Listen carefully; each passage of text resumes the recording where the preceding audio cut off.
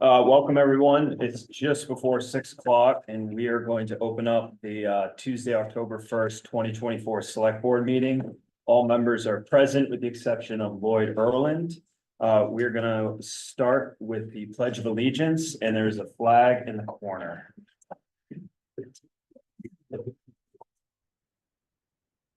I pledge allegiance to the flag of the United States of America and to the republic for which it stands, one nation, under God, indivisible, with liberty and justice for all.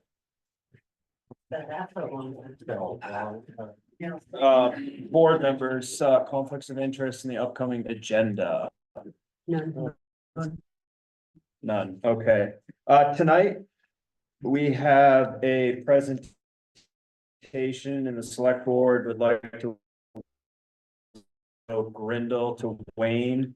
She is the director and she will be presenting information about the BEAD program, which is broadband equity, access and deployment. So we'd like to welcome Kendra and she can, if you would like to stand, I'm gonna. Sure. Yeah, you can use the podium or what I'd like to, she's going to present and then we're going to take a Q&A at the end for a brief amount of time. And those questions, if you have questions for Kendra, I'll recognize your hand and also just state your name and if you're representing any organization. And so let's welcome Kendra. Thank you. Thanks. Yeah, thank you for having me. Yeah, I'm going to share information, about connectivity in your area and the BEAD program that we are running at the Maine Connectivity Authority. But really, while I'm here, any questions that you all have about internet access in your area, what the state's involvement is, it's not, what the community's involvement could or should be, what it doesn't need to be, is really helpful. So again, I work for the Maine Connectivity Authority. We are the quasi-state agency that was stood up 3 years ago by Governor Mills to address internet connectivity as well as all connectivity throughout the state of Maine. We have a major focus on the infrastructure funding that's coming into the state of Maine to the tune of about $272 million to address all of the unserved locations throughout the state. Going to assume that not all of you kind of live and breathe the broadband space. So when I'm talking about speeds, there are two different definitions for the speeds that we have in the state of Maine. The state of Maine acknowledges that the definition of broadband is 100 megabits per second download, 100 megabits per second upload. That was put in statute about 4 years ago by the previous authority, the Connect Maine Authority. Because it was identified that to have sustainable, scalable infrastructure in the state of Maine, we needed symmetrical service, so equal upload to download. However, the federal government does not acknowledge that and does have a different definition for broadband service of 100 megabits per second download, 20 megabits per second upload.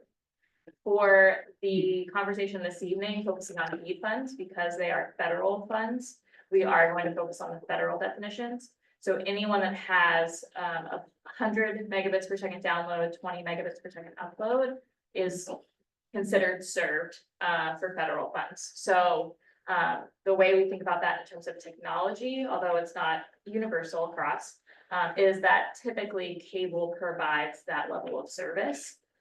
So while from a state's perspective, cable connected homes and businesses are underserved, from a federal perspective, they are considered served.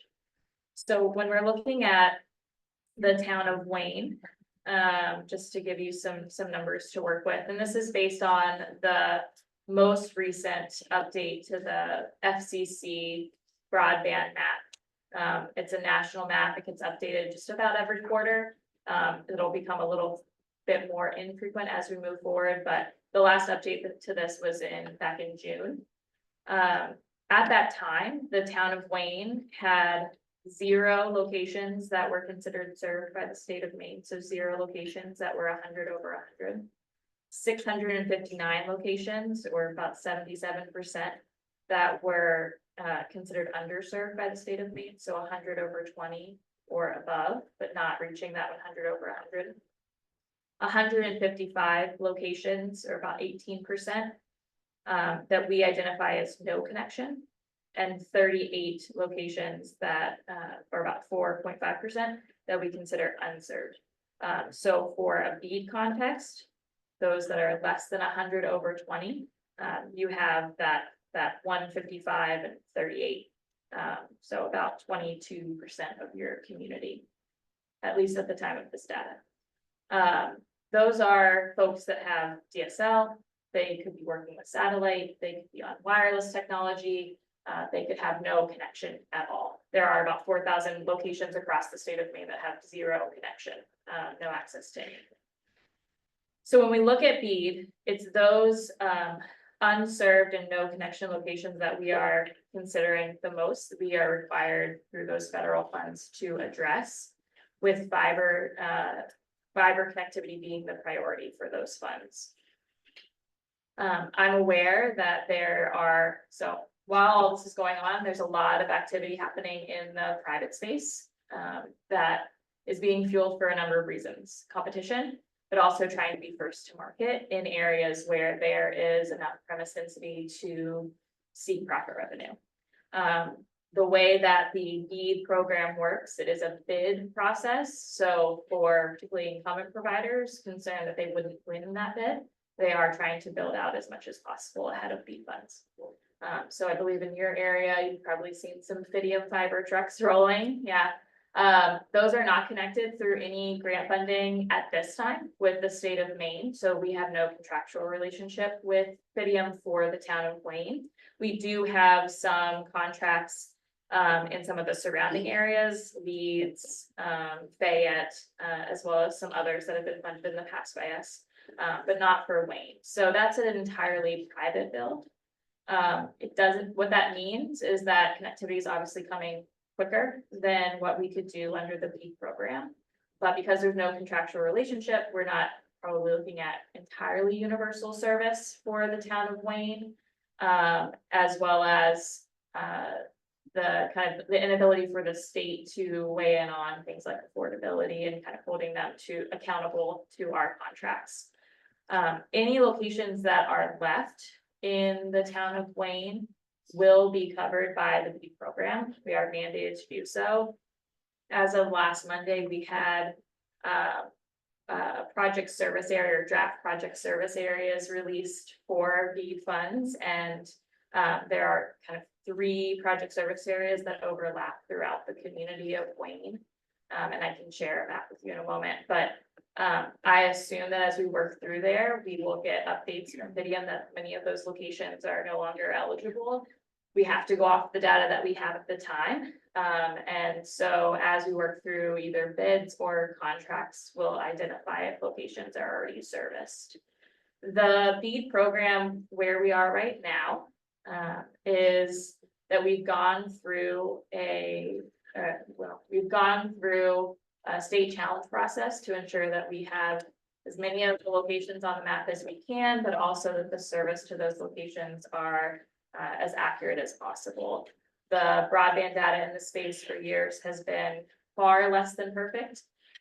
Through the last 18 months to 24 months, it's gotten much better. We know that there's still faults with those maps, so it could be that as select boards, you would be hearing from folks that maybe their location is on the map, or they're concerned that their location is not showing the level of service that they actually have. Maybe they receive less service than they are displayed to be shown. They might be getting cable on the FCC map, but don't actually have access to that. You're welcome to forward that to me. You also have the benefit of having one of our regional Wabanaki broadband partners, Hildy. I want to raise your hand. She lives in your community, but she also works for GrowSmart. She's great to be here, very involved. So between the two of us, we can probably figure out any location that has an issue on the map. Right now, we're going through a pre-qualification period under the BEAD program, where all of the entities that are interested in applying and seeking funding through this program have to pre-qualify to compete. This pre-qualification period really gets at their financial viability, do they have the operational capacity, the customer service capacity to bid on these funds? It allows us also to set thresholds for the amount of project service areas they're allowed to go for, right? We don't want a company walking away with half of the pot and they don't have the capacity or staff to actually build it out in the timeline that we have, or the capacity to take on such a large increase of customers across the state. At the end of that pre-qualification period, which will be in the middle of October, so just in a few weeks, we will have a list of eligible entities that are able to bid on these locations across the state. Then we will go into sub-grantee selection process, which will hopefully kick off in November or early December. That process is those eligible entities going in and selecting project service areas. So it is quite a bit different than the way that we have traditionally provided funds in the broadband space. Traditionally, folks came to us, communities in partnership with internet service providers, came to the state with a project service area that they designed and said, we want funding. The communities and those ISPs usually, or internet service providers, usually put money forward. That's not the case under this program. It wasn't designed that way from the federal government, and the state of Maine also did not want the capacity, either financially or people capacity, to be on the shoulder of some of our smallest, most rural and remote communities throughout the state. So under the BEAD program, MCA is not asking for communities to put forward any funds. We're also not requiring that communities have, a full committee, an extensive amount of planning. That really was the case in the past because we had such little amount of funding. It was highly competitive. So it's kind of those communities that were stepping forward and put their capacity behind it were the areas where we deployed funds, knowing that the problem was much larger than the funding we had. Under this program, we do believe that we have enough funding to get to all of those remaining unserved locations throughout the state. And so we aren't requiring that of the communities.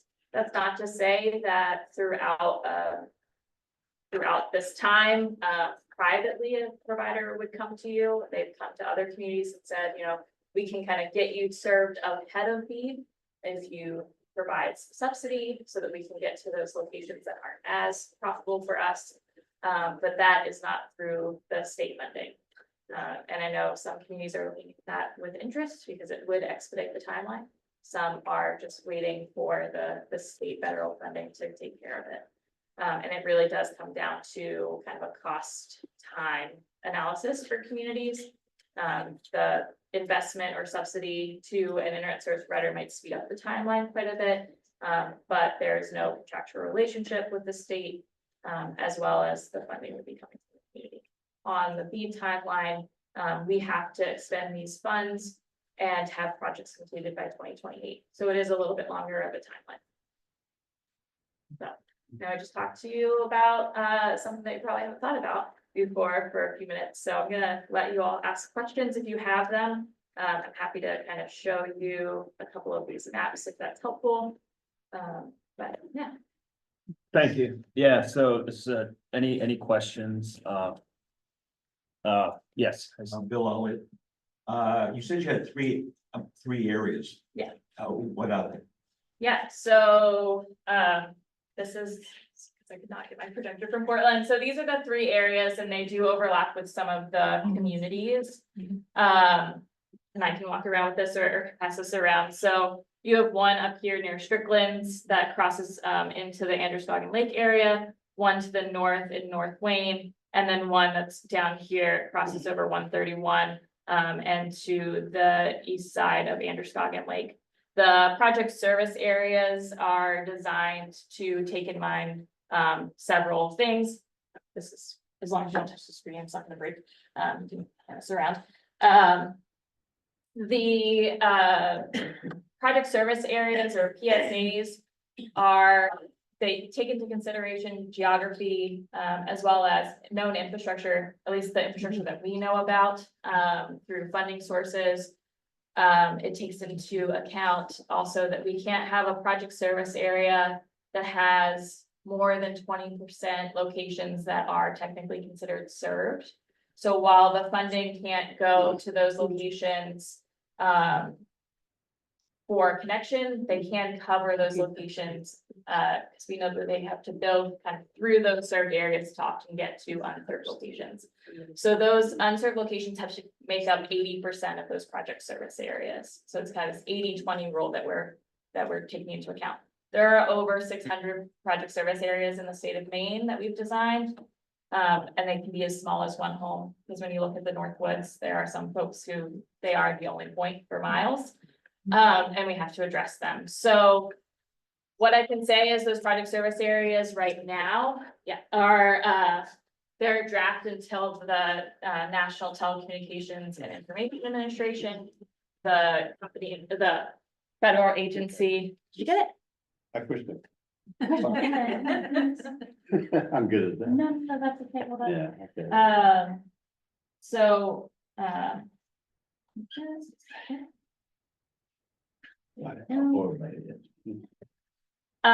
so what we know is that they need to approve our list of locations. And internet service providers are always trying to get their information in as quickly as possible. So that we don't pay to go to locations they already serve. But so until they approve that list, they will be draft. So we know that there will be small changes to these location areas, but those right now are what we're looking at for Wayne until we get updated otherwise.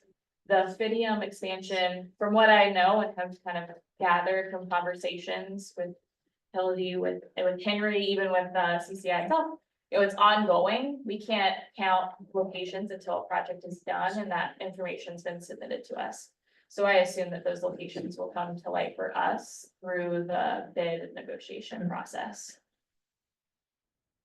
Thank you. There are, Henry. I know that you said 2028 is a deadline to complete this. Is it reasonable? I mean, does that mean we won't see relief until 2028? So what I can tell you is, I can't promise any community that they'll be on the front end of the timeline or they'd be on the back end of the timeline. What I can say is that we are going to go through the subgrantee selection process. We then have to go through a proposal process with the federal government where we submit all of our awards and decisions. They have to approve them, as well as our contracts, right? So we don't have any money until they make all of those approvals. We go through this process. Then we'll enter contracts. Through those contracts, we'll have a scope of work for each internet service provider, utility district, whoever's, bidding on these project service areas, which will include a timeline and a scope of work. There is the ability for us to try to negotiate around communities, especially ones where we know that it's a very small project. And I assume for the town of Wayne, just given that there is a fiber presence in the area and expanding, we were talking about 22% of your community. Previously, I assume that's gonna get down closer to single digits, for at least our funding by the end of this. I think that's where we're gonna put our prioritization at the moment. Try to kind of tick things off. I mean, as you can assume, those Northwood areas up into the county by the Canadian border, because that's not where crews are typically. Those are probably gonna be where our later timeline is. Thank We have to think about, we have to balance kind of where are their crews, where is the workforce, as well as where are our own interests. In terms of expansion, but we'll share those timelines with communities as we have them. And typically we try to mirror the process we already have. Currently, where there's multiple communities in play with a contract, we hold an open office hours call each quarter, where we invite those communities in to give them updates that we have based on the reports that we have from the project itself. And so some of those meetings might not be of interest depending on the timeline for community, but once you've got kind of your community's coming around or seeing activity, that's when those updated calls are really helpful. Otherwise, what will happen is you're seeing the builds happen in your area, and we'll try to get you as much updated information as we can when we're connected to the project. Mike. Looks like you have 3 areas in Wayne located on this map. Yeah. you be more specific, where does that stand in this process through October, November, and into early next year? How So, does that fit in? yeah, so those are the project service areas that we will be, that are kind of in this speed process. Those are the project service areas that an eligible entity would be bidding on. They can bid on one, they can bid on all three, and You mean the providers like Fidium, Yeah. Spectrum?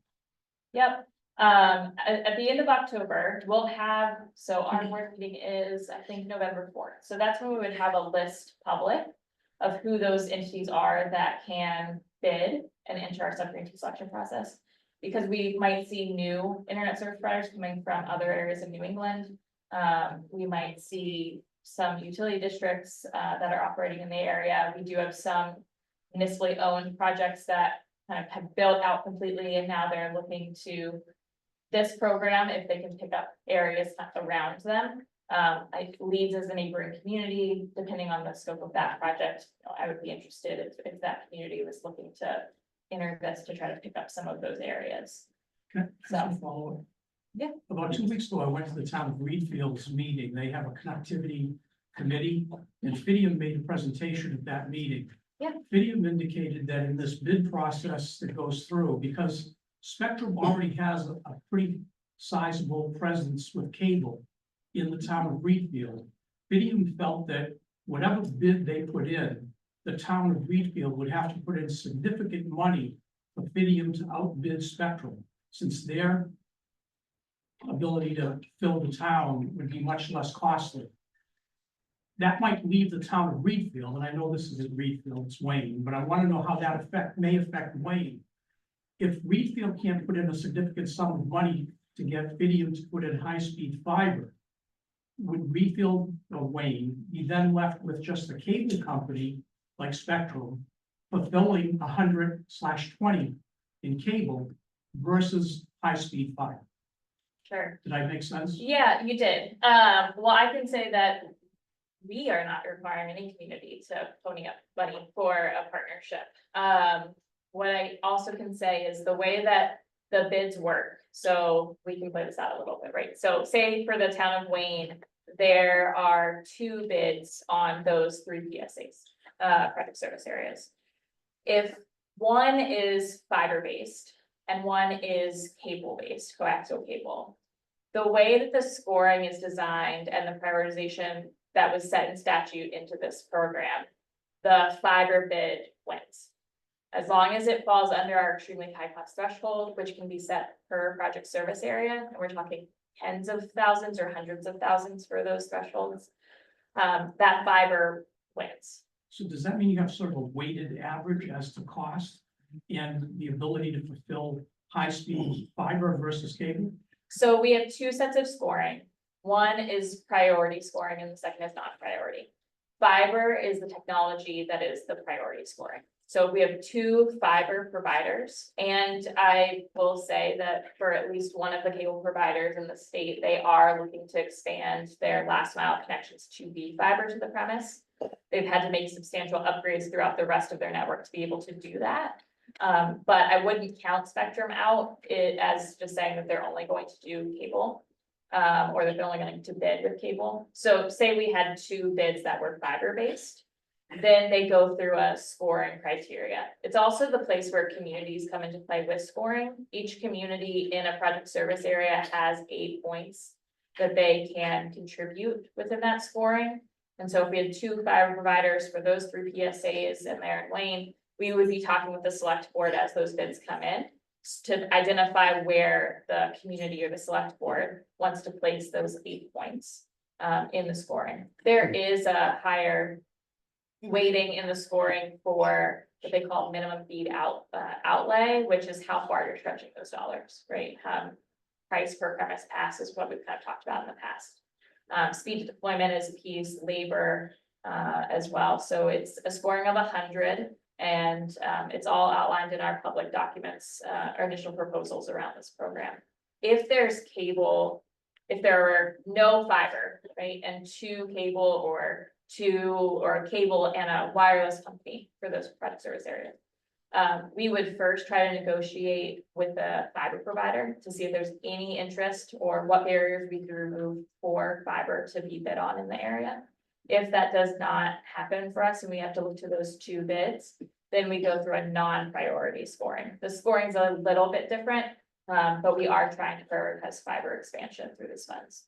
Does your process also involve rates that customers would have to pay, or is that out of your process? Yeah, so we do require that they share with us, their rates at the time of the contract. We, however, cannot hold them to, because it's rate regulation, and we can't regulate, internet the same way we regulate a utility. So. I've got one more. But hold on, Mike, I'm gonna take some others Yeah. first. Hildy. Clear, so it's kind of confusing, you know, if the video is building out and, in certain areas of Wayne. So say one of these project areas in Wayne, only Spectrum bids on it. Are they obligated to put in fiber, or can they, and I know that cable is limited in the, upload speeds, or would they expand? Cable? So they would have to bid, so they would bid not knowing if anyone else is bidding on it. And they would have to bid with hopefully what they think is the most competitive. And so we would try to, if they weren't bidding coaxial cable, if they were bidding with coaxial cable, we would try to negotiate with fiber. What I can also share is through the pre-qualification period, the reason we released these project service areas to time with this pre-qualification period is because we're asking those that are going through it to identify any interest in project service areas. We're not going to hold them to it, but it gives us an idea of where there's no interest. Or where we thought maybe there was interest, a great deal of interest, and only one person selected it. Or one company selected it. So it is gonna give us a little bit of time to try to change some PSAs or identify areas where there's already been some builds. As well as, you know, particularly in incumbent areas. So Fidium is consolidated. Consolidated is the incumbent telephone provider in a lot of these areas. If they didn't bid on one, we would talk to them about it. Same with any other incumbent provider in an area. You know, why aren't you interested? What's preventing you from bidding in that area? We expect at least some some competition between those that already exist in those areas, as well as other that are interested in expanding. And Fidium could go ahead and do that, do the prep work that they've been doing because they own all the poles. Yes, they do own all the poles. Well, they own a substantial amount of poles, as does CMP, and there's also co-ownership poles. When it comes to speed to deployment, the company that owns the poles, if it's a telephone provider, is usually the fastest to market, followed by anyone who's already has a pre-existing attachment. So you'd see a little bit of an edge also from cable providers who maybe already have an attachment that they can overlash on. Mary Ann. I'm really heartened to hear that your focus is on fiber, because I think that some of our beliefs were that it would go to the lowest bidder and therefore we might end up with coaxial everywhere. So this is good news. I'm sorry, my name is Mary Ann. We've had a question probably from the beginning regarding the whether the funds would last throughout the whole program. Can you speak to that? Are there guarantees of any sort that the funds will not dry up and leave some people high and dry? Sure, so the calculations that we've done and continue to do is that we have enough funding to cover all of the unserved locations. That is taking into account that there are locations throughout the state that are extremely high cost. Even building a tower to one location in northern Maine just isn't gonna cut it. So those locations will have to look to alternative technologies like wireless, like satellite. For the locations that have zero connectivity at this time, we are trying to kind of get ahead of BEAD by doing launching a program called Working Internet ASAP, or WIA, where we are trying to get them either wireless or satellite in the short term it wouldn't disqualify them from BEAD if there was a fiber bid or a more reliable service bid on a PSA that they're in, project service area that they're in. But the identification that a lot of those locations would end up being satellite or wireless later on anyway. So why wait until 2017 or 2018 when we can get them that connectivity now? There's about 4,000 of those locations. When we started this process, we did have a concern that we would not have enough funding. And so when it first became allocated to us, which was about a year ago or a little more than a year ago.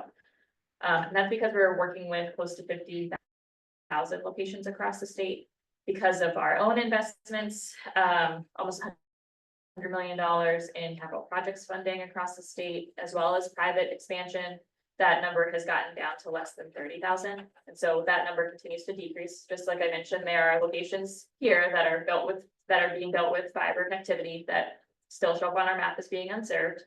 So that number is going to continue to decrease. So we do have a pretty strong feeling like that we, based on our calculations, that we have enough funds, that we even have enough funds to either go back and do another round or go into kind of non-priority areas of work like workforce and some digital equity work as well. So Thank you. I don't have as much concern there.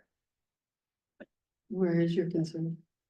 I think my concern is the areas across the state that won't see any bid and hoping that we can negotiate with whatever tools we have to try to make sure that every one of those people, we have to. We Probably, won't be approved for funding if we have any locations left out. thank you. We're gonna be close to wrapping it up. I'm gonna come right, are there any other questions? Then I'm gonna give Mike the floor again. All right, one question, we'll finish with you, Mike. Adam Briggs, 90 Norris Road. Mark, just the other end of the calendar, what's the soonest things might happen? Obviously, the opposite end from 2028. I would say the soonest we could see builds happening, or even prep work around builds happening is Q3 or Q4 of 2020. And that would, definitely be with incumbent providers who have the workforce to hit the ground running. The thing that's gonna slow us, we know it's gonna slow us is contracts. This will be a different federal agency that we're working with around contracts. Everyone likes to redline, go back and forth and try to negotiate. The one thing that NTA has done that we haven't seen in the past is they've put a 60-day deadline on contract negotiations. If the parties cannot come to agreement within those 60 days, then we go back out to bid as trying to kind of force that hand. For example, under capital projects funds, we had a provider hold us up in contracts for almost a year. And just every time we thought we were close, it didn't work. So we're really trying to avoid that. So trying to get contracts through in 60 days. We are working with over 600 project service areas, and typically, when I was in the pre-qualification portal this morning, we have 19 open pre-qualifications. So potentially 19 contracts across 600 PSAs or somewhere around the rate. We've already been told the last couple of weeks that if we have less than 10 folks on our legal team, it might not be enough to get through contracts. So our lawyer of one will have to increase substantially. But that has been identified both by the states and the feds as probably the area that's gonna kind of give us heartburn. So yeah, I would say in mid to end Q3, Q4 of next year would be the earliest. And then we have to take into consideration things like frozen ground and wet season, which always slows down projects. Thank you, Mike. I live in one of these 3 Wayne service areas. Sorry. Assuming the area I'm in is not awarded any grant money, can a subgroup within a town apply for a BEAD grant? In other words, perhaps people in one of these areas, can you form a subgroup and apply for a BEAD grant? I wish I could say yes, but I'm gonna say probably not. It's Partly It's because, in the document that I read that said it can be allowed. well, but you haven't qualified. So that entity would have to stand up, it would have to have audited financials, it would need to qualify. And so that's why we do talk about, you know, municipalities, utility districts. There are localized organizations that can, but we have required a pre-qualification, so they would need to go through it. In the off chance that in Maine, we were to have a second round of BEAD, I think, you know, folks are kind of holding that door open. I don't foresee that we want to do that, but in the off chance that we had a second round, I think that's maybe where the opportunity comes up. We are really working to have no project service areas with zero bids. And so we'll have to identify a list of negotiation tactics that we are going to do for each project service area that has no bids. Because we want to move this along as quickly as possible. Maine has definitely been one of the probably 10 states that have been moving through this process pretty quickly. Thank you. I would like to thank Kendra for presenting. Is there, if there are questions that have come up, can they come to the town and then to you, or how do you like to receive or Me communicate? or Hildy,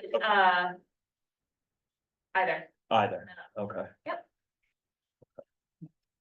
Only without you.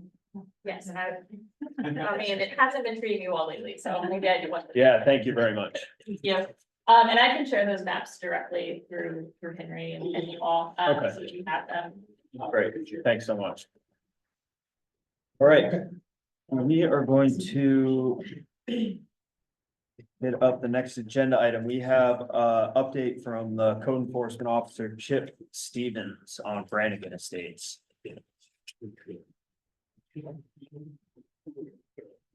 Good evening, everybody. I've been asked to come here to give an update on Brannigan Estates.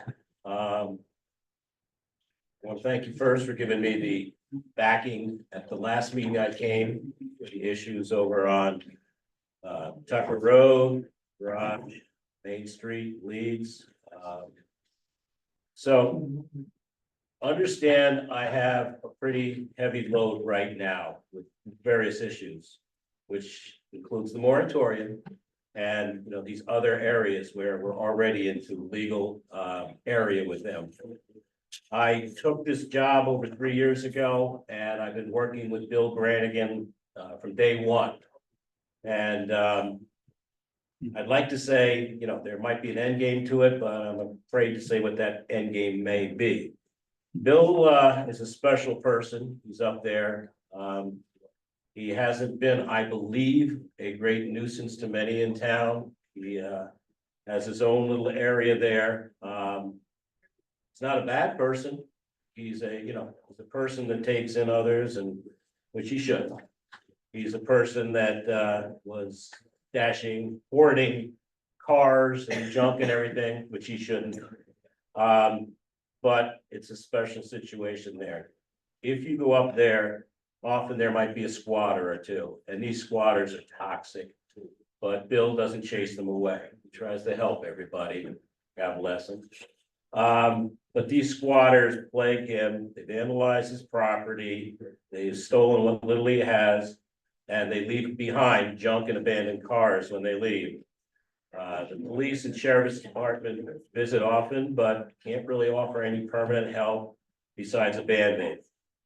I, on my own, have tried to motivate and work with Bill to clean up his property. And I visited today, and I was rather astounded to see 10, 15 cars gone, RVs gone, old boats gone. So the man's trying. I was at a special seminar over in Reedfield besides CEO, LPI, E911 and firefighter on the LHO, the local health official. And I attended an online meeting about hoarding last week, and was really impressed with what I heard about, you know, how they see it and everything. And I actually confidentially, without using his name, brought up Bill and his situation. And they said, and I'm not bragging, they said, if you can get a hoarder or somebody, you know, in the situation Bill's in, take a step more than just looking at you, you've succeeded. And I think Bill has really tried to do what he's doing. Understand the state hasn't been very helpful with us. Last year at this time, the situation was even worse. We had children living over there in squalor. Couldn't get the state, kids department to do anything. HHS wasn't a big help. But since then, many of them have left. They've left their, stuff behind. And, like I said, Bill's trying. He's in great pain at this point. As I said, I visited the property today. He's got advanced arthritis of the spine and he is just not doing well. His friends that, are around him say that he's not doing well. And it's the first time I've heard that out of Don, who's a hanger-on or whatever. But his friends are over there still trying to clean up again. I'm trying my hardest to work this situation through without people up in arms. Last year, I, went through a whole bunch of things, which I'll leave. It's in the handout if anybody wants it. How I see it, how a committee of 2 lawyers, myself, I think Bryce was with us too last year, saw it. And really comes down to a neighbor dispute, a property line dispute. It's not on my priority to go after him legally, and I hope you give me the backing here to work through the situation. If you take the situation with legal action or property seizure, it will create more problems than it will solve. Today, affordable housing is non-existent. Where will the town put Bill and possibly others there? The state is not going to help. The town could become responsible for medical issues, cleaning up the site, aside from having to figure out where to put these people. And I will tell you, without a doubt, 100%, if you take this kind of thing, a lien on their property, his property, will never cover with what's there in property possession structures that exist today. So this will become if we take that route, paying legal costs, we're gonna create social issues, and the town is not gonna make out well in terms of cleaning the place up even further, whatever. Briefly, my comments from last year are, I see this as a neighbor issue. The property has been cleaned up quite a bit. Buildings, I wouldn't say they're dangerous. I'd say, as they say in this report here, you can't force a person not to live in squalor. You can work with them to try to help them, but there are problems there. There's 2 residential structures there that has been argued they shouldn't be there. They've been there since the time the bank took the property, divided it up, and did a horrible job with what was there and how they divided it in terms of septics, houses. And, they didn't consider, our ordinances in terms of setbacks. I'm gonna sum up by just saying, I'm trying real hard with Bill to get this situation done humanely. Get the town through this without spending a lot of money. I think that, my way I'm going about this is getting results. If you went over there today, you'd probably be discussing, with the way you see people living and everything. But it's a heck of a lot better than it has been over the past couple of years. And Bill's got his friends cleaning up even more. You can't see the property from the road. You can't smell the property from the road, but they're there. And somehow you gotta care.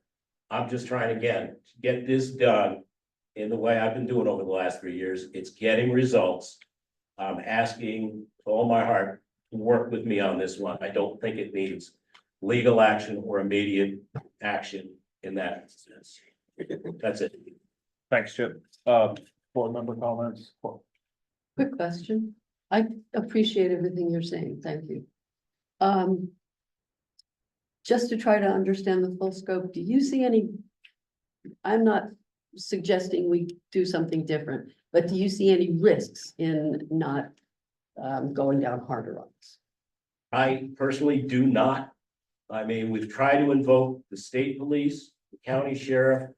I've tried every state agency, so it's on the record that they've all been contacted.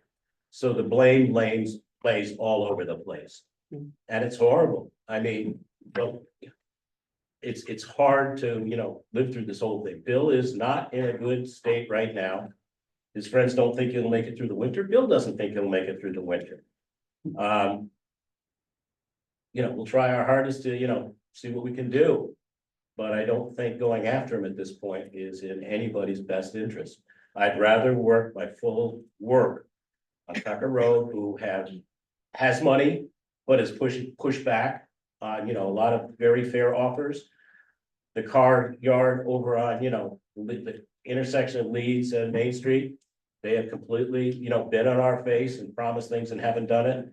I see something there. These people have money, they have the wherewithal, they have the mind to deal with it. Bill doesn't have that. Okay. Just real quick. In summary, or of what I understand. The ordinance. Or the ordinance violation would stand in the junkyard issue, is that? Or is there possible other violations? The junkyard issue, I wouldn't go after if it was this way in the beginning, I wouldn't be going after. Okay. They have So that's come improvement. very far. They've taken away 15, 12 to 20 cars. Junkers, okay? Okay. He's taken away boats, he's taken away RVs, and so, he's done it. Understand, every time there's a problem over there, I get a call, and I am not a peace officer, I'm not the local health official. I'll help you out with it. But I go over there, and many times it's been a neighbor that's burning garbage, or a neighbor that's making noise. But, he takes the bullet for them, and so. Understand, it's not a great situation, and I don't think the town wants to get the KJ here covering these people getting evicted. I think we can get through this. In terms of the ordinance, I have my differences with the person that brought this whole thing up. I think we've talked about it before, but you got to work your way through these things. And again, I see the fault here on the original breakup of the, property by the bank and their lawyers, and nobody did their due diligence as far as I can see. So there'll be an argument there if it comes down to that. Okay. So Chip, how far out of compliance are they just from the codes perspective, not the property lines, neighbor issues? They're not supposed to have people living there. I mean, there's new laws out there, the ADUs and affordable housing and everything. But the places that he is living in and his son or his friend are living in are squalor. He tries to keep it clean. He has electricity. Heat is sometimes on, sometimes off. But that's not so much a code issue. Code issue is setbacks. The code issue is, cleaning up things. And as I said, I don't have a problem with working in any of these other situations because the people have the money, they have the wherewithal, and they're putting it in our face. Bill can hardly walk right now. His friends are helping him out. But he has worked through the summer to improve the place. As I said, if you went over there right now, you'd think I was crazy, but it has improved quite a bit. And they'd say that they're still working with me. So I say we got bigger fish to fry right now, and I think maybe somebody will understand that, somebody should be reaching out to them and how are they gonna survive the winter, rather than figure out, let's seize their property and see if we can clean it up for sale. Nobody's gonna make it out there, nobody. Anything else from the board? Okay, thank you, Thank you Jeff. for hearing me. Yeah.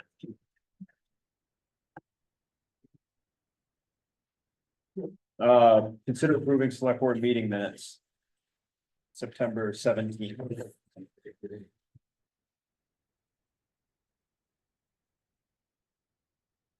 want to make a motion and then have discussion? Yeah, if there's a motion, yes. Move to approve the September 17th meeting. Second, Discussion. There's a couple of adjustments I think we need to make in here.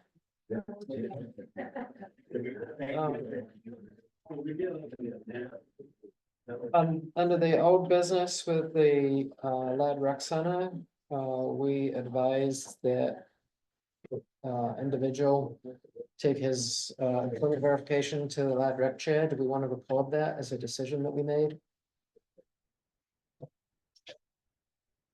It was around whether or not he was a town employee. Yeah. And it was determined he's not a town employee, so he was advised to take his verification to his employer of record, which is the rec center. Historically, I think it might be good to have that on there. I'm not so sure about employer of record or whatever. I think we decided that Bryce didn't have the information to do that. I got advised not to sign it. Yeah, by the lawyer, yeah. It was beyond not having the information, it's, Okay. he wasn't considered a town employee, so Bryce should not be filling that form out. So the lawyer said he's not a town employee. Correct.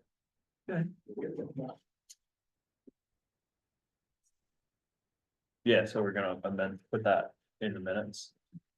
Is there a section that addresses that topic? Well, it was under the old business section, item A, it was around the town's relationship with the Lab Rec Center, and the reason we were having the conversation was primarily because of the employee verification. Yep. So. We want to, is there any other discussion on the meeting minutes? Yeah, the numbers are off a little bit, I don't know, those are more administrative, I think, I don't know if we need them correct. What numbers are you referring to? The numbers on the motion to adjourn. And Oh, it's yeah. 4-0, not 5-0, and the motion to exit executive session doesn't have a motion recorded in the minutes, but we did have a motion. And the time of this meeting. To 6 o'clock. Yes. And I think, I don't know what Kendra's last name is, but I'm not sure that's spelled right either if we're going. Are you talking about the minutes? We're still discussing We're still the on the amendments. minutes. Yeah, where do you see the 6 o'clock start?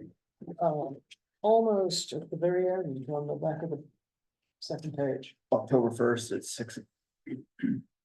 Right about the signatures. Yeah, so what's the issue with that? Just so I can have Kathy correct it. We started at 6 o'clock. Oh, I'm looking at the 6 o'clock up there. I see it. Suggested time was 6 P.M. Yep, I got it. I think the motions around the executive session and the adjourn are probably more critical.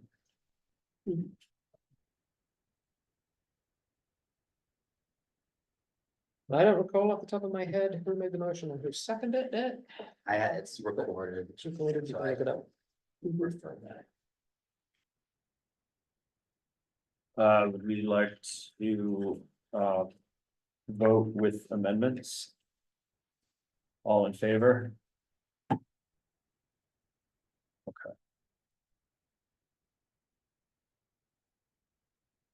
Warrants. Somebody want to take us through the warrants?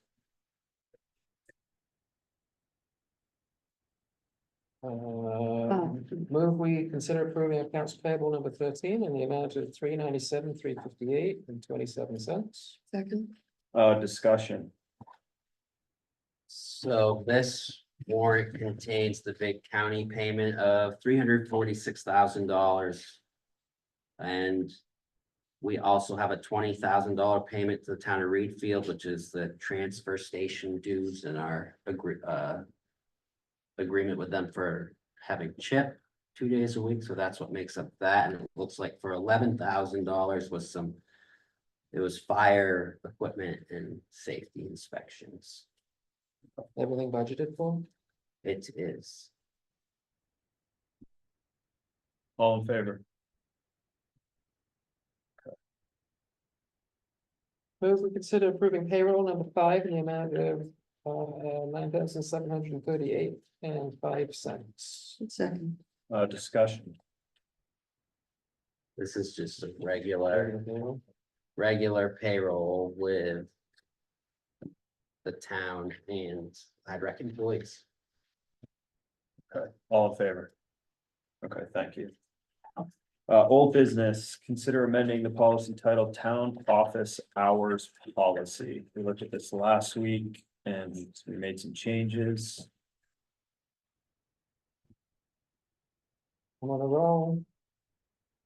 Move we approve the amended policy for the town office hours. we'll second it. Discussion. Thank you for making those changes. Mm, All in favor? Okay. Discussion on hiring temporary bookkeeping aid. So I brought this up to the board a couple weeks ago, maybe at the last meeting or the meeting before, and we've had Bernice come and kind of scope things out. Mm. We're kind of really behind with the 23 audit that should be done. We're coming up the home stretch, but essentially she hopped into that. And there are some issues, accounting issues. I mean, basic, just the way journals were done to show how things had been debited and credited were not done correctly, basically, and so she was just coming in because we really need to get that audit done, and we really should have 24 audit done by the end of this year, so we're kind of getting a little backed up, so basically, her scope of work would be to help us complete audit 23, but also she's there as reference for me as I'm watching over her shoulder, kind of all these things that are getting done that I don't think there's been a grasp on for some time with some of these basic things. That's why between Bruce and I, we've been struggling because we'll look back at years past to see, how things were done. Well, just if they're not done correctly, that's really just creating a bigger issue. So she's very useful. She does come with a price though. She suspects she probably has 40 hours worth of work. And her rate is $100 an hour. She used to come in when the previous town manager was here and kind of do some of these cleanup things in the book, so she's very well aware of the town's bookkeeping. It's just, I don't think there's ever been a process or procedure with some of this stuff, so she's more than willing to help, but see what your thoughts are. So given that we probably have some salary savings in some of the personnel lines, would we consider that 40 hours at $100 an hour is actually affordable? Make sense? I think it's important, and you, were talking about how it could be covered with the budget, Correct. you're all set with that. So we do, the tax collector salary line has not been touched. Since at all. I did reach out to another place before I knew Bernice was kind of doing this, and they were 150 an hour and have no, I'm more comfortable with her because she's been in our books and is very, very comfortable with the whole situation. And she's really good at what she does. I suspect she's not gonna do all this in a week, so I figured even if we wanted to start with 20 hours or, I could give you an update 20 hours in and maybe, I mean, I can pick up on stuff. I can't really pick up on stuff that I've never seen. So and a lot of it's just a simple day-to-day task that, I think that some staff member in the town office should be doing. I think in the past, from looking at past journal entries, it's something we do right before the end of the year, which is really inconvenient when you're looking at revenue reports that show tax commitment being, debited and credited correctly.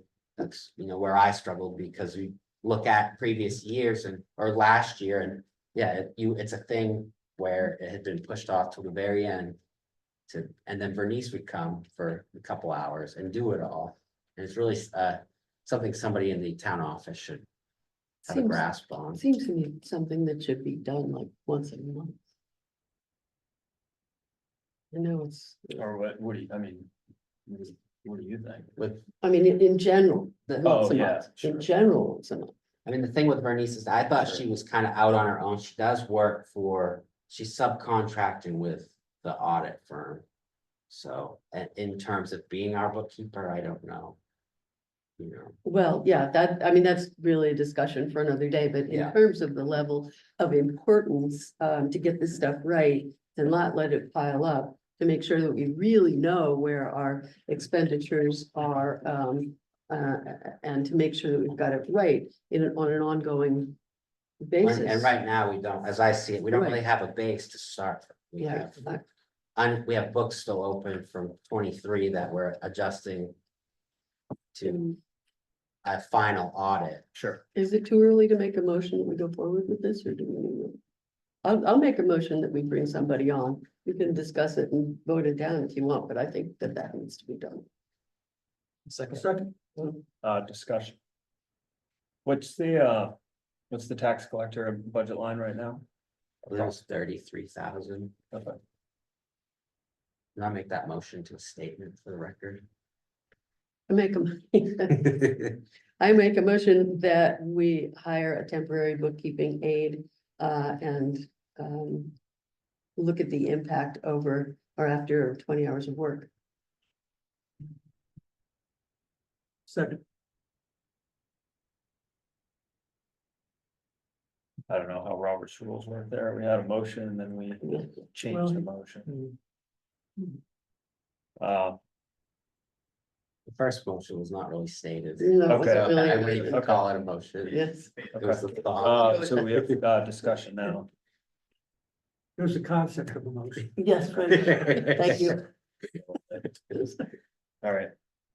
Any further discussion on this? Do we need to put in the record anything about the price limits or not to exceed $100 an hour? That was the statement that was made, and we're basing this action based on that information. Is that a pretty hard? I mean, you can say it, she Should did we put in there enact the the 20 motion? hours, so. Yeah, the 20 hours, but we didn't put in 100 hour or $100 an hour as a limit. It doesn't necessarily have to be. I'm gonna go with the motion that's on the table, so we don't amend it again. I just wanna make sure that we're, It's clear in my, that we're not. yeah, And to be clear, we're not capping it, it's to No. review it in 20 hours. yeah. Okay. All right, all in favor? All right, thanks. Great, update on Lad Rec tennis court project. I'm not sure if any of you have been out there, but it is coming along nicely. It's way ahead of schedule. I didn't suppose we'd see it at this stage till mid-spring. That it's been graded, it's been built up, so there shouldn't be any water issues, and the hope is that we're going to lay the base layer of asphalt on it. With that being said, we do have, it's a matching grant with the state. So that's kind of a balancing act. It hasn't been invoiced as I would have liked it to be in smaller increments because, you know, we see an invoice, we'll pay it. And the state, however long they take, is gonna match half that. And so we're kind of at a spot where I've got the first invoice. It's for 108,000. And so that's kind of a balancing act that we're trying to accomplish right now to get proper funding, and because we only have half what the project in total is gonna cost. And Henry's been tuned in on this, so. Do we need to? Do we need to talk to Bruce about? For example, if they go forward with the paving. Well, they're gonna have to go forward with the paving, because if they go forward with the fence, for example. Do we need to talk to Bruce about there not gonna be any hassle with the payments? Basically, the project has to borrow money from the town. So, with the tax being paid in increments and the county getting all their money up front, I guess we're in a cash bind. Are we okay to pay whatever they send us, or do we need to? Well, I think the cash bind.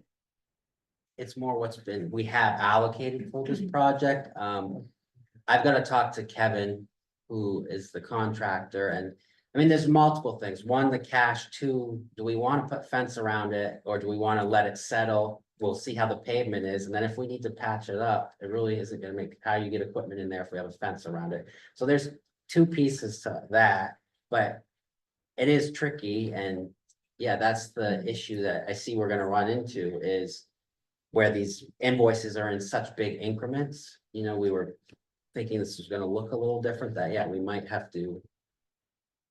So you're not changing the total cost, you're just changing the way that they're Yeah. invoicing it, just Correct. asking for the invoices in more manageable chunks, so you can go. Well, they're a lot Get the- further along the project than we Oh, got suspected. it. Oh. But Kevin, he's been working with me, but I think to Henry's point is, yeah, I gotta talk to Bruce because we do have to pay him up to the point that he's done his work and we can't just wait on this, we're gonna get reimbursed what we were. But Yeah. that's gonna take a while before we get Correct. the cash back into our coffers. Yeah, and they require proof of payment. It's not like to the state, the checks in the mail. They- Right. They have to have already been paid. Yeah. Before they'll consider the reimbursement. So is there an ask, and before Carol goes, and I think I might know what she's gonna say, for the record, can we call it the Lad Rec project? That's what I was. Yeah. Were Is that what you were gonna say? No, that wasn't what I said. Oh, okay, I was gonna say that. We learned a Carol. lesson last night. Yes, yeah. I don't know if I don't really want to contradict anybody, but this whole payment and work schedule has been this way all along. And Amy's been working with Bryce to work it out and has given 3 different ways to do it, so that, I believe it's only a matter of 2 or 3 days when the money is outstanding. I think there's definite ways to do this, and all along, this has been the schedule when we did it. The problem is, the point is that it needs to have the first coat of paint, not the first coat of paint, the first coat of asphalt, the fence, the post, not the post, but the sleeves that they go in now. And then, it settles over the winter, and if everything stays as it should, then the coating goes on. And that's sort of like the test of, is it done properly? But Kevin, in good faith, took 35,000 of the 10% that he required as a deposit for the project. And I feel like between the 2 people that I brought in, Michael Bennett, who's an architect in New Jersey, New York, and Sean O'Connor, who is an architect down there, they've kept really thumbs on him that everything's going as it should, and that he's doing everything and he's accountable for it. So what's happened is the CH Stevenson is the subcontractor. He's done the excavation, demolition, all that so far. And the Matt Henyon at the Land and Water Conservation was very clear. They're not going to pay this, and this. They want a finished segment of the project done.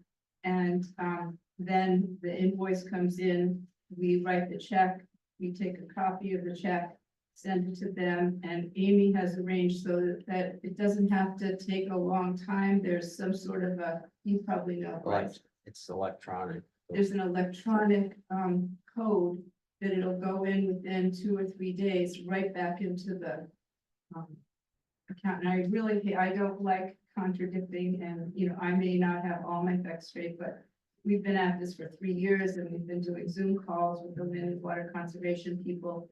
And Kevin at the Maine Tennyson Track has been working with us on the whole thing. He's given his time through a lot of it, and I feel like we kind of jerked them around a little bit, and they're really doing an excellent job. And this is for all our lifetimes here. This is going to last because we're doing an A+ job. We've got the money, and I just don't want to see it side railed or half done now. When the schedule, I can make sure we can provide the schedule of when everything's happening. It's all weather permitting, but we've really gotten it so that we're ready to roll on everything. Bryce is the project manager, but because he's got so much other stuff, I've kind of jumped in and stayed in a little more than I had anticipated, but I'm doing it. I want to do it, and bringing in people that are learned in the different skills and so forth. So we've got the 2 architects. We've got Amy Black still working on the spreadsheet. Thank goodness. You can tell them a little more than I. the point was, Henry, do you want to repeat what you said? Yeah, Amy. Yeah. Will the state reimburse us within a couple days? Not within a couple days. I didn't but think so. within- But normally they had told us that it would be several weeks, like 6 or 8 weeks, Mhm. that before they could send checks to be Mhm. printed and sent. But since the town does have an electronic account with the state, and we put that account number on the reimbursement form, Mhm. that we should have it within a few weeks. A few weeks, okay. So a lot sooner. It would be half the time, Yes, ma'am. yes. I apologize. But is this a reason to only not do the fence and not do all of the paving now in the fall? Well, the issue, Amy, was and hey, if there's plenty of money, there's plenty of money. I don't know. The issue has come up as our taxes are paid in increments. We have to pay the county a big bunch. This is a cash lean time of year for the town. We're having a big chunk of this was done up front of the tennis court, so the bill is going to be substantial. And the question was if the town is having to pay more money than we have in the donated funds plus the town budgeted funds. Basically, we're exceeding the funds that are available. Can we do that now comfortably? So my understanding is the bill that just came in was 104,000 or 108,000. It was 108. Yeah, but he's, 108. but That's he's, because fixing- we needed it split up. His original first bill was over 200. yeah, Right. and that's fixing to come in very short, isn't that true, Carol? How soon will the fence and asphalt be done? I don't know. But it's very quickly, isn't it? Couple weeks? That's how I. That's what I understand. So the whole bill's coming in a couple weeks. So the town, I think at one time had raised about $186,000. Oh. No, that's the. That was the total? The community raise. Right, Yeah. sorry. Yeah. Yeah, there was 40,000 from that the town committed, and then there was 140,000 raised, yes. And the bill may be more than that is the point. The first bill may be more than that, or not the first bill. It looked like it was going to be the first bill before he broke it up and billed Bryce at his request for the demolition and grading work. The total bills that will be in before any state reimbursement has been received will probably exceed that amount of money that you mentioned. Right, And if it does, it does, as long as we have it. right. So I think that if we have this first bill, can there be a reimbursement request put in under this first section? Yes. So that was my point I was kind of making. I'm working with Kevin because I think we had anticipated that we would have seen the demo invoice for a smaller amount maybe a week or two ago. Uh-huh. And then we would have paid that, got our reimbursement and kind of worked along the way. I'm just saying it's happened a lot quicker than we had anticipated, which is great because we'll have a finished tennis court, but we're just working along. We won't have it finished, but we'll have it to the point where over the winter it's able to. Prove its. Correct. But you'll be able to play earlier in the spring. That's my, That really isn't the point. The point is to do it in a responsible way so that we're not piecemealing it and then having it not work out as we had hoped it would. So did you have 3 ways that we could kind of do this? Did you email to Bryce?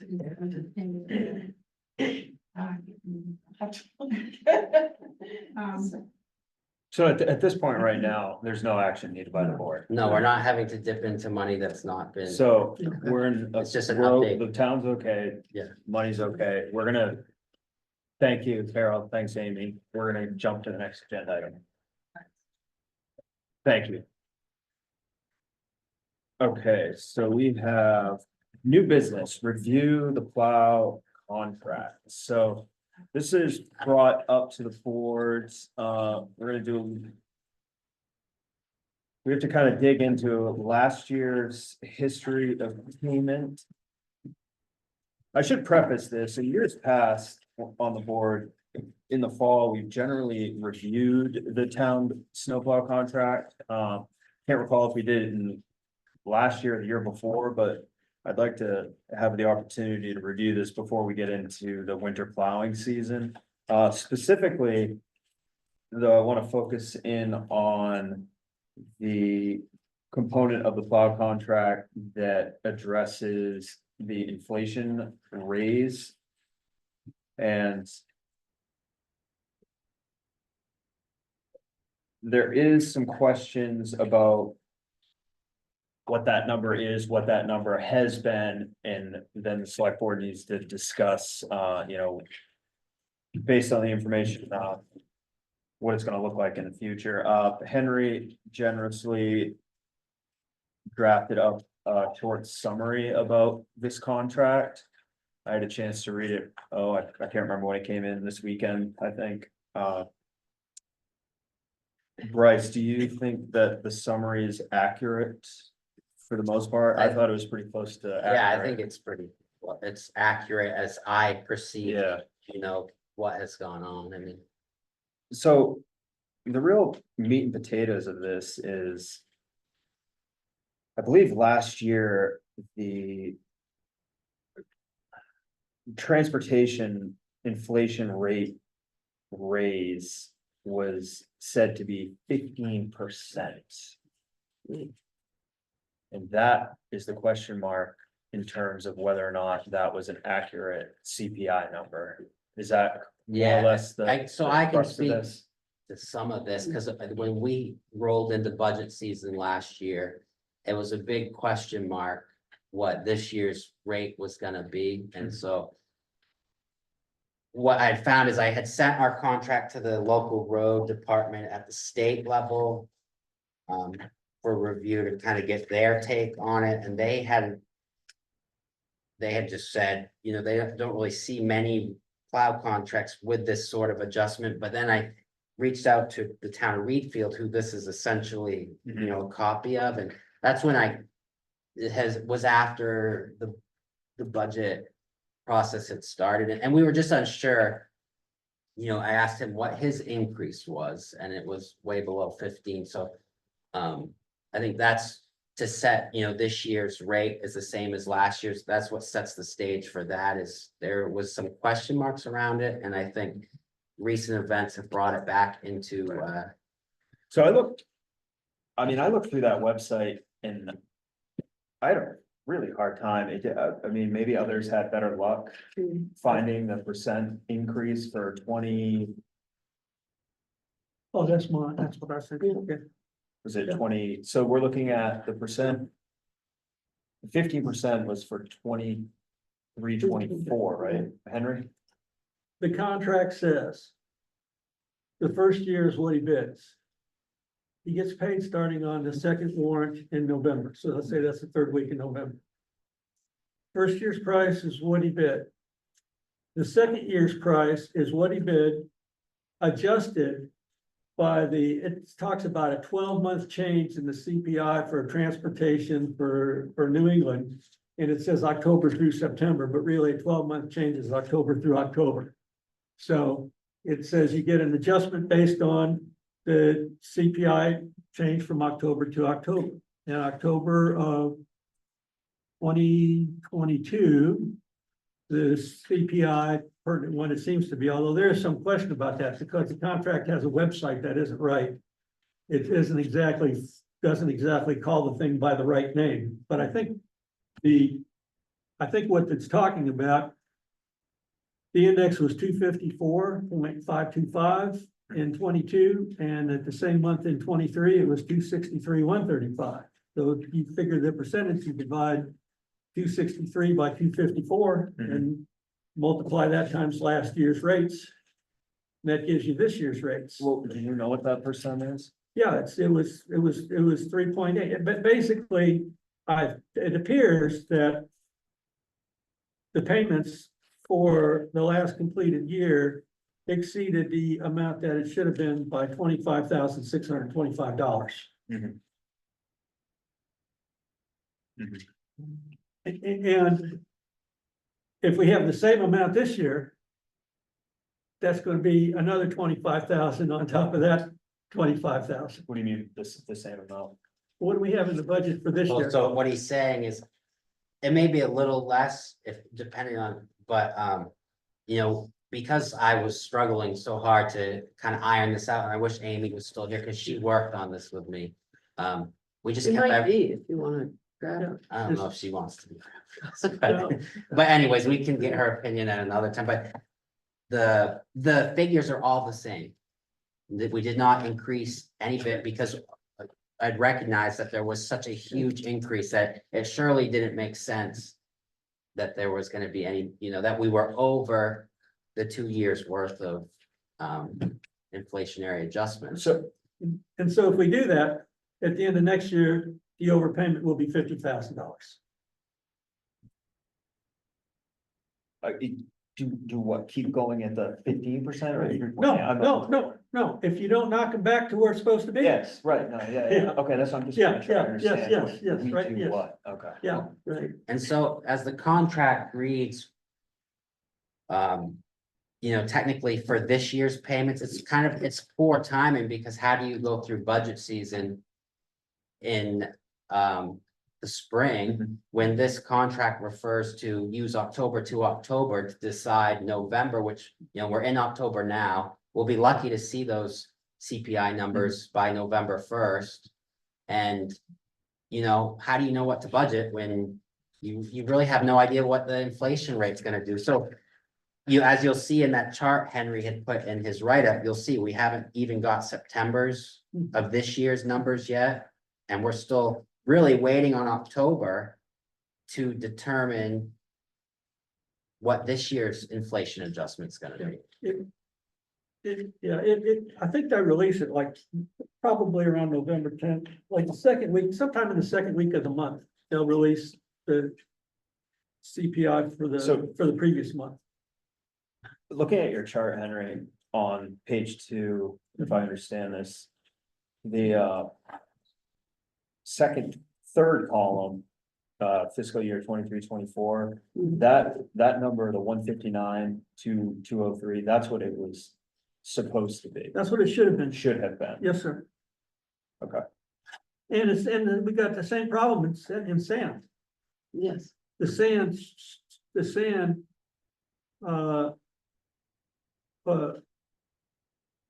I think should have been 33,413 and it was 40,869. So the 25,000 that I keep blabbering about is both, it's plowed Yeah, and sand both Yeah, together. yeah.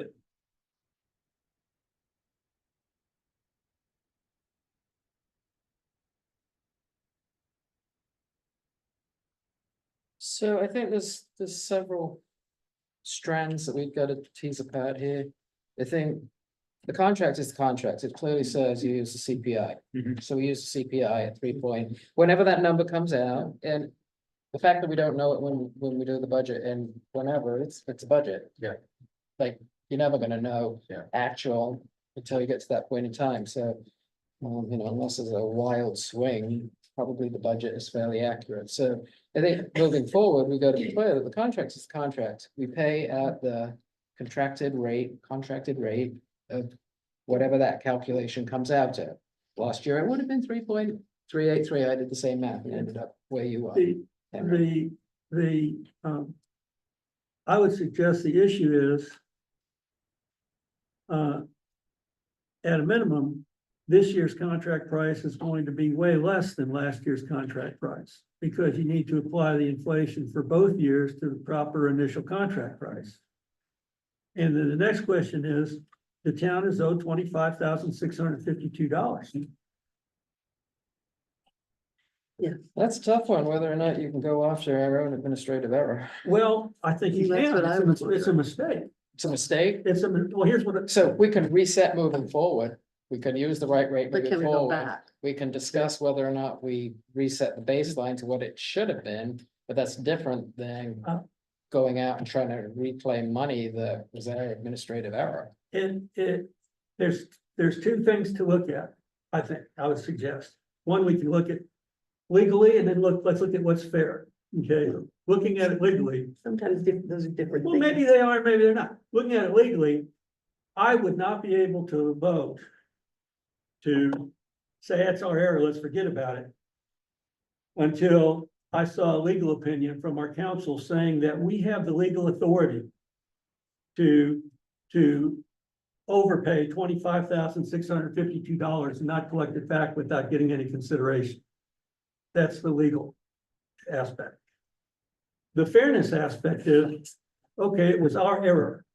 Well, if you're looking at fair, what did the contractor do that he didn't already have to do to earn this extra $25,000? How was the contractor hurt by, what did he give up that he's entitled to the extra $25,000? From the fairness standpoint of the town, what did the town receive that it wasn't already entitled to receive under the contract, that it should pay an extra $25,000? It was a mistake. Just like if we underpaid him and he said, hey, guys, you underpaid me, could we say, oh, that was an administrative error, we don't have to make it up? I think errors should be corrected. Period. Just my opinion. There's also the point that somebody got $25,000 ahead of time, which is quite a benefit. Yeah. Now, What do you mean by that? Well, that is, if we overpaid him $25,000, it means he had 25, considering that we're gonna go ahead this year. It was paid up front. So he had money in his pocket early. Though my question is, working in this case with the individual, how do you see that going? Put me in the hot seat. I think it's a conversation. I know why this, I think how this got a review of the contract, and I had a brief conversation with the contractor, and this kind of was brought up because full transparency, he felt like he should have had another increase this year. I mean, Of that's just- 15%? No, just inflationary adjustment. And I had tried to express that. I mean, we had gone over this before, that there was an error at some point. From what I had saw, he was overpaid, so we'll keep it the same. I think that, in budgetary wise, this was back last spring, but he had recently come in again, and that's why I think this came up. So I think can be hashed out. I don't think anybody's gonna be happy when but it's not what the contract says, I guess is the point. Henry, and there's no way the price can stay the same unless you're willing to overpay him another $20,000. The inflation this year through August is only like 1.5%. Usually this index between August and September will go down instead of going up, because gasoline is a heavily weighted fuel, it's a heavily weighted item in it, and the fuel goes down in the fall after summer travel.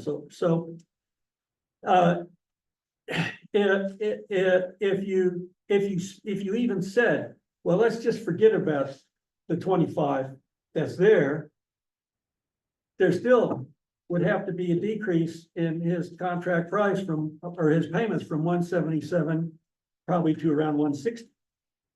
well, Yeah. that's my question. If we project out, if we start at,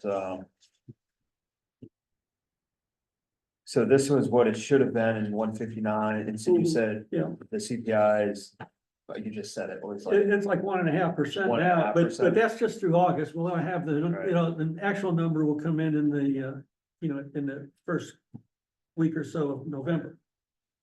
So, did we budget, because I don't remember, did we budget this line item at the 177 plus? No, Number? it was kept the same, no increase on both sand and plowing. Knowing that there was this over? There was an error, and at the time, So I missed, it was kept the same. Yeah, Same as as the overinflated rate. the But 177 that she had. Correct. Is that what I'm understanding? your Yes, question to be? right.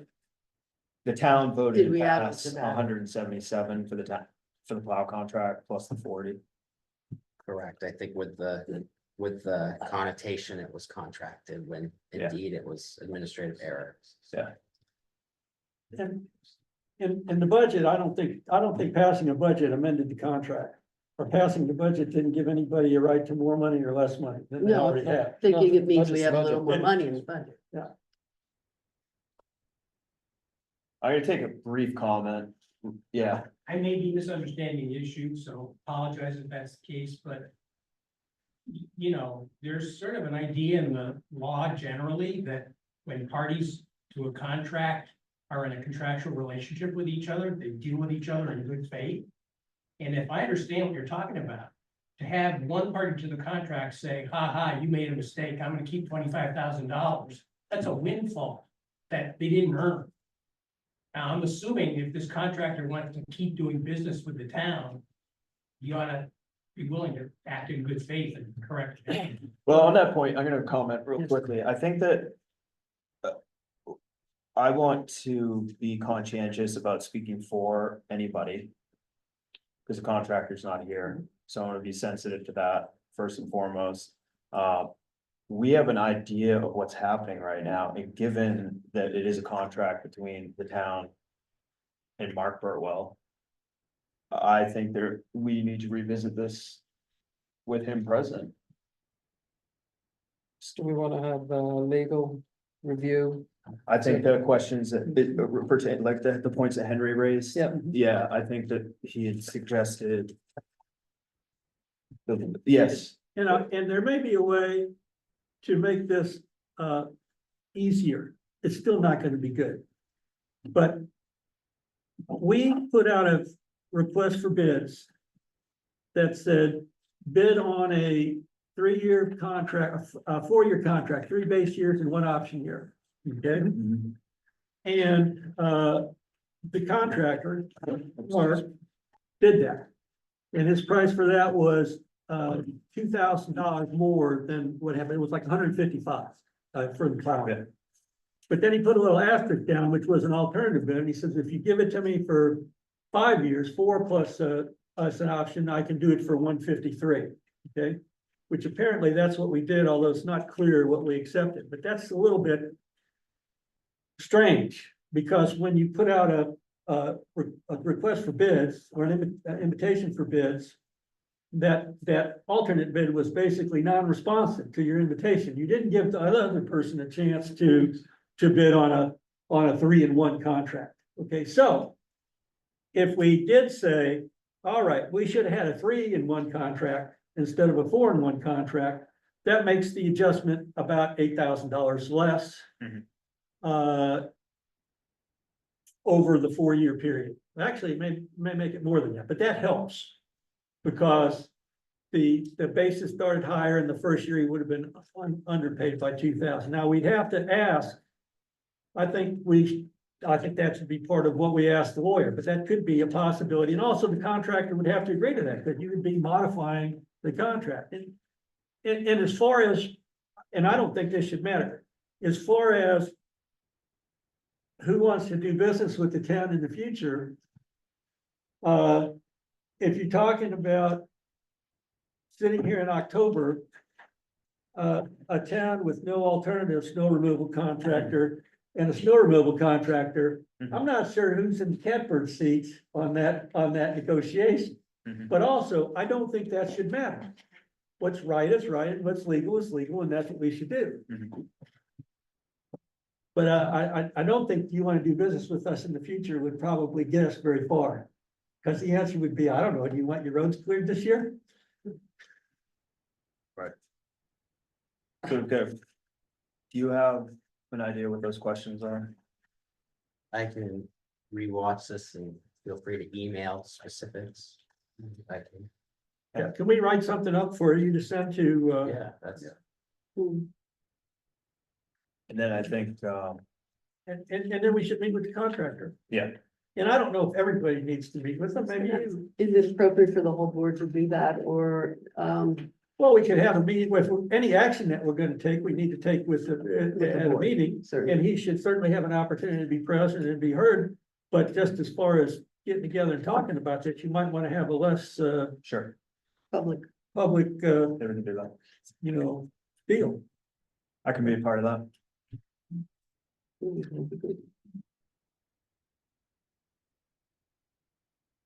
Is there anything else on this from the board at this point? No, I think that progress is good. Mike, Maybe I missed this at the beginning of the discussion, but is there disagreement between the contractor and the town as to the website or the CPI index that you should be using? Or the category of the CPI? Is there a disagreement there or did? no, I don't necessarily, I don't necessarily think so, but I can't entirely answer If that. there's no disagreement as to the CPI index and the formula, and numbers are numbers. Yeah, I think that's the point. Then we made. And I've said all along, hey, I've been known to screw things up. Maybe these are the wrong numbers. If they're the wrong numbers, somebody tell me, these are the wrong numbers because. And I'm not saying that, there's no possibility that these numbers are incorrect, but what I'm saying is until that possibility is brought up and supported, that this appears to be the case. But if the contractor supplied what he thinks the CPI number should be. I don't know. We'll find out. Amy, So I know that when we were looking at the budget, the CPI, the figure that we had was extremely different than the figure from Reedfield. I think when we were asking Reedfield about it, there was a huge difference Yeah. in what they had and what was put in the budget for year 2 of the contract. And so that led to a discussion when we put the final number in the budget for the current year.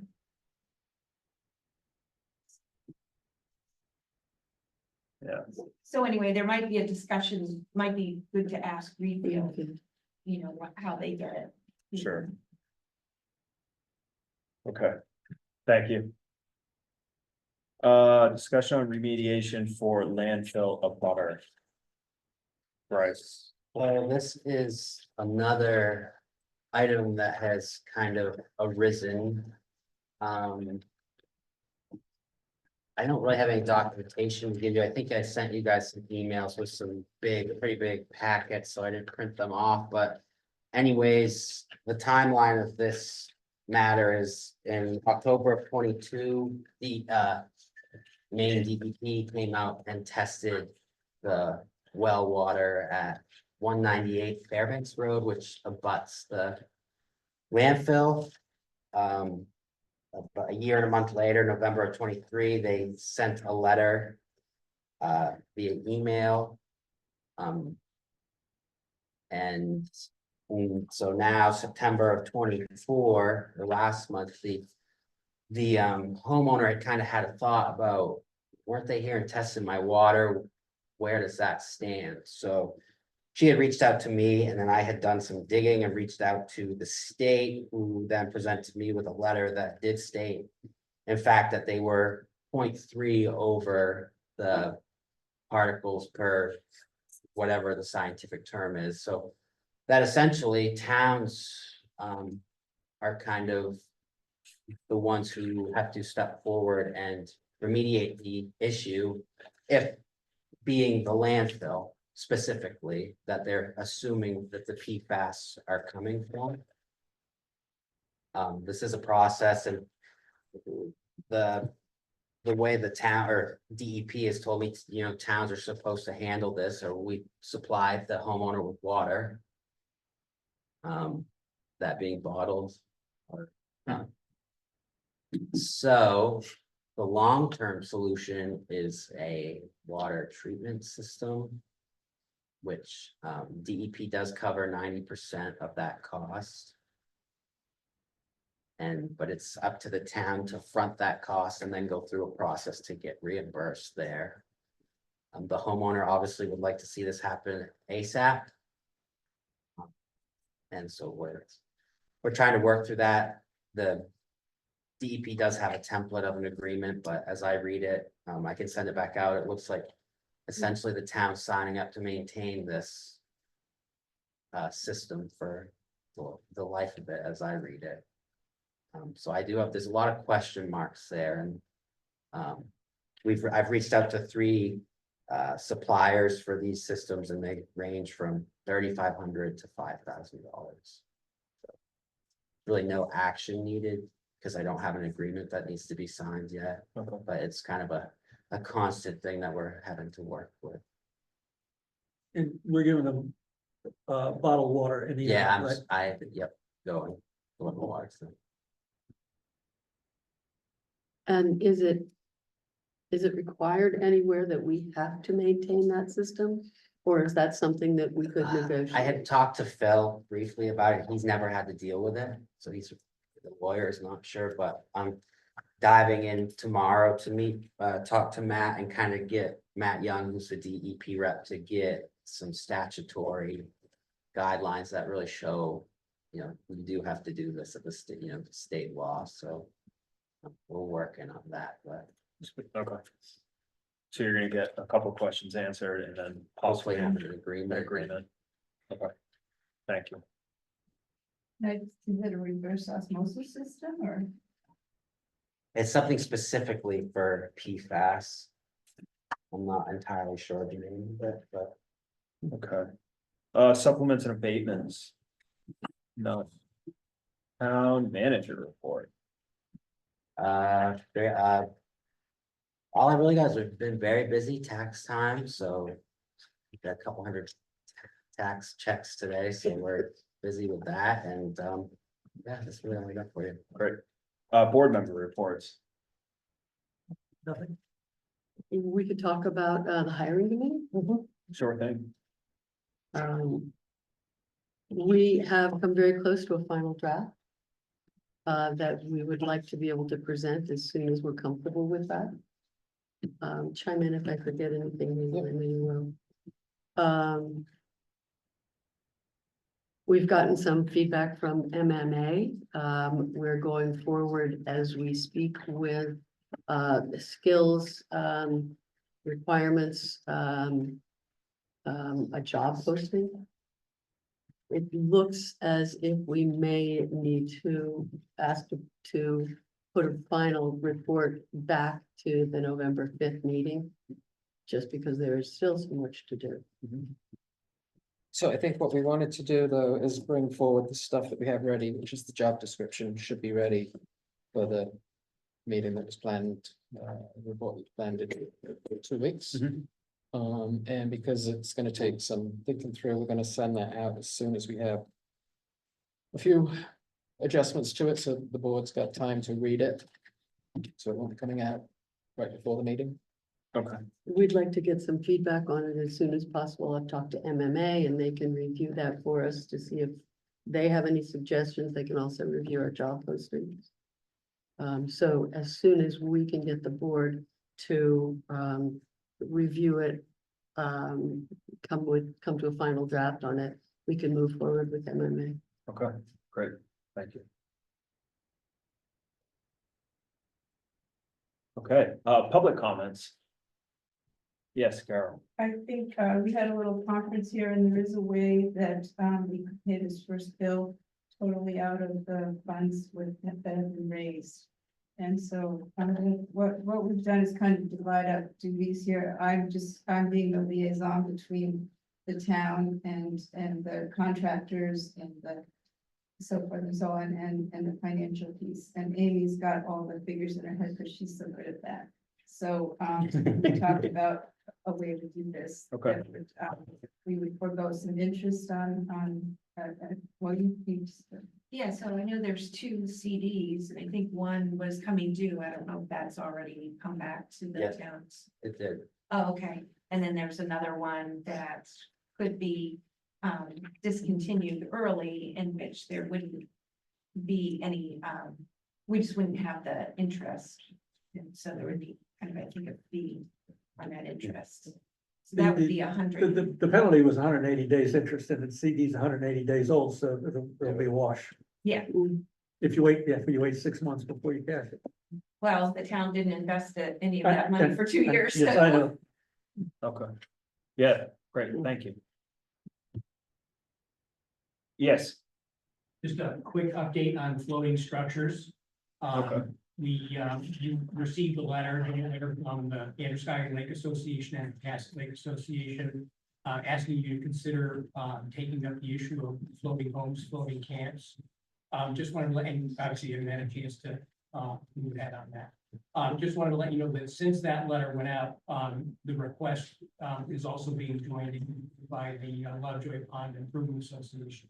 So when and if you ever get to that issue, just on behalf of the various lake associations, we'd be willing to work in tandem with the town on contacting any legislators to look further into solutions to that issue. Okay, thank you. Thanks for that update that you sent out. It was a good one. Something that I hadn't seen coming. Seeing no other public comments. Hey, thank you all for coming tonight. Do we have a motion to Motion. adjourn? Make a Oh, yeah, motion. We have to go into executive session. We do? We do. We do, it's on the agenda. Okay, Yes. I did not, I guess I, Do you want to entertain that motion? I will make a motion that we move into executive session for personnel matters pursuant to 1 MRSA 504.5. Oh, excuse me, 504.4056A. No glasses. That's better. all in favor? Okay, Okay, so we note for the minutes that executive session was exited with no action being taken. Move we adjourn? Make a motion to adjourn? Second? I don't know who made the motion. I did, but it doesn't. Second, okay, adjourned. Yeah. Adjourned.